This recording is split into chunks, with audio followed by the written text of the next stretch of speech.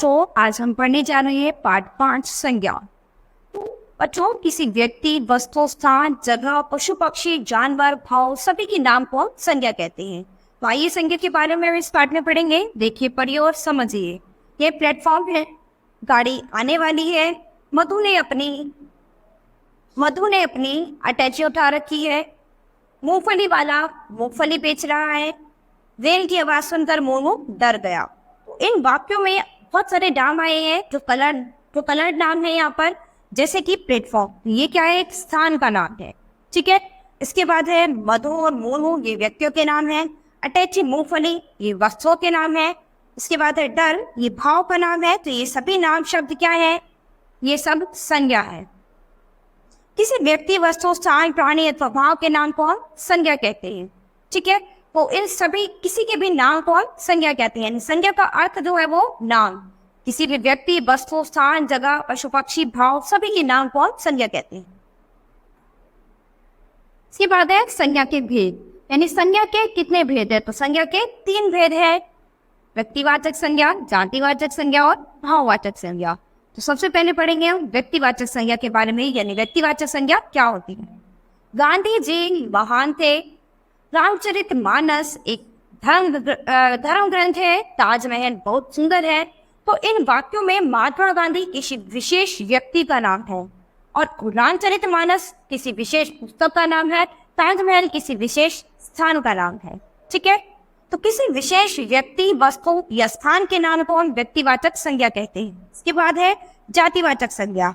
गाय पालतू पक्षी है, ऐसे ही नदी बहती है, किताबें मेज पर है।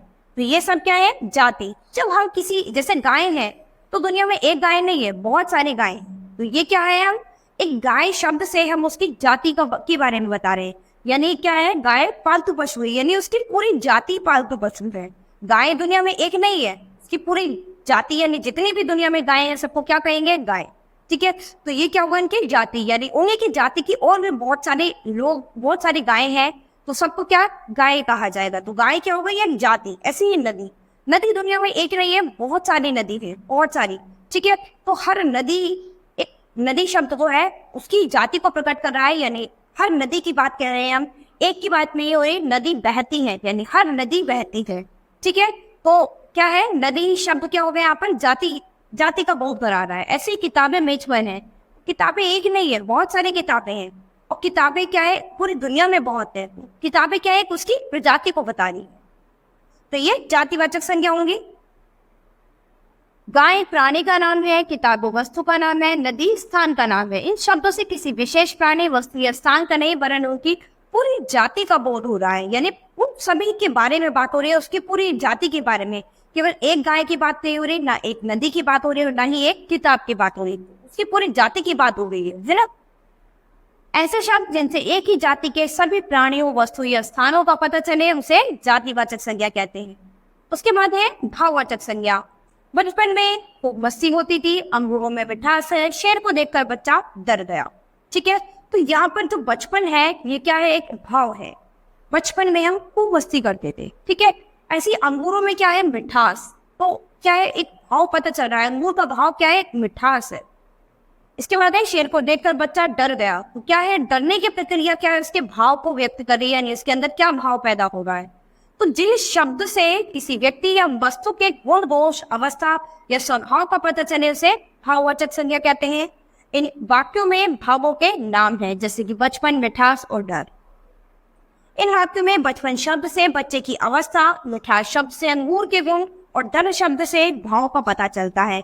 इसलिए ये शब्द भाववाचक संज्ञाएं हैं। इन्हें देखा, छुआ या गिना नहीं जा सकता। तो जो भाव है, आप उसको केवल महसूस करते हैं। ठीक है। भाव को अभी कभी आप देख नहीं सकते, छू नहीं सकते, पकड़ नहीं सकते।